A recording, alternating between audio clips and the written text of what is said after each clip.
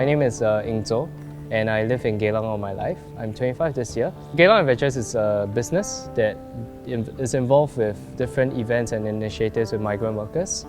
I also have a flair for taking people around the Geylang, a space that's commonly known for being a red light district or a place that's perceived as slightly dangerous. I love to show people, the other side of Geylang that's lesser known, like the social fabric of the space, who are the different groups of people here, and how they live and coexist together harmoniously.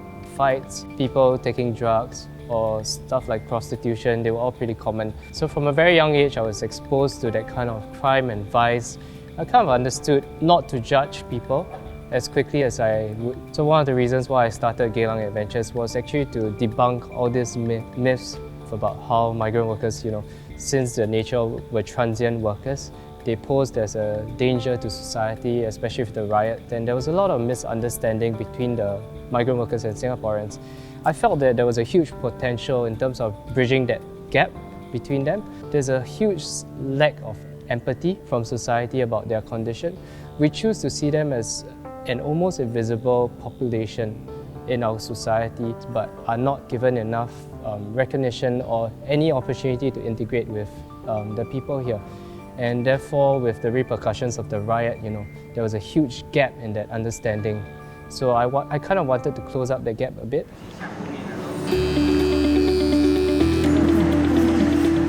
We started off with back alley barbers. I actually tried to learn on YouTube, how to cut hair, and I did that for 6 months, and I was cutting my own hair the whole time until I had enough confidence to actually attempt to cut on one of my good friends who lived just behind my house. He was a migrant worker from Bangladesh, and I felt like one of the opportunities for giving them a haircut was that the few dollars that they saved per month plus the comfort that they got. So Back Alley Barbers was created with me as the first barber, and subsequently we kind of expanded, roped in a few other barbers, and eventually we had a team, and yeah, it was beautiful. So Migrant Mail was an initiative which we started to take a Polaroid of a migrant worker and we provide them with letter writing materials. Subsequently, we enclose the picture with the letter and we send it back to their hometown for them, and we sponsor postage. With technology, it's so easy to send a photo, but often it's not easy to write out words. When you write a letter, it's kind of a different experience, and sometimes you get to express more about how you feel. So I think that that kind of responded really well and resonated with the migrant workers. My son is 10 years old, my daughter is 7 years old. Today I write to my mom and my daughter and son.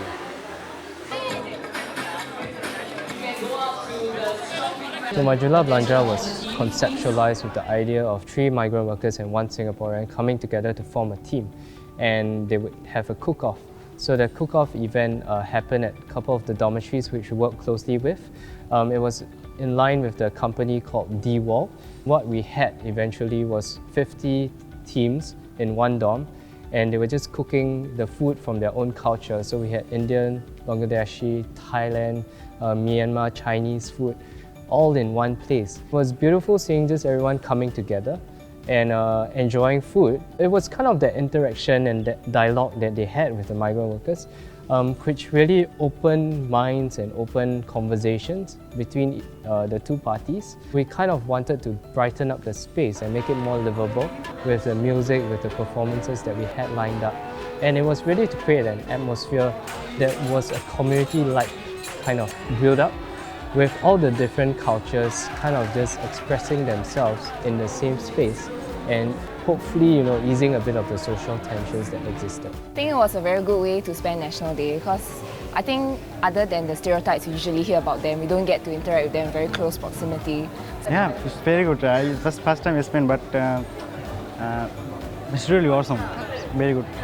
Today actually here I saw many, because I know cooking man, but today cooking try to good lah. But people see I very nice cooking. I also want to win like this.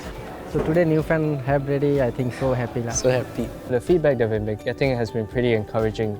People have shared the amazing experience and friendships that they've created through the event, and the bigger part is that how they have changed, their mindset and also altered their behavior as a result of that.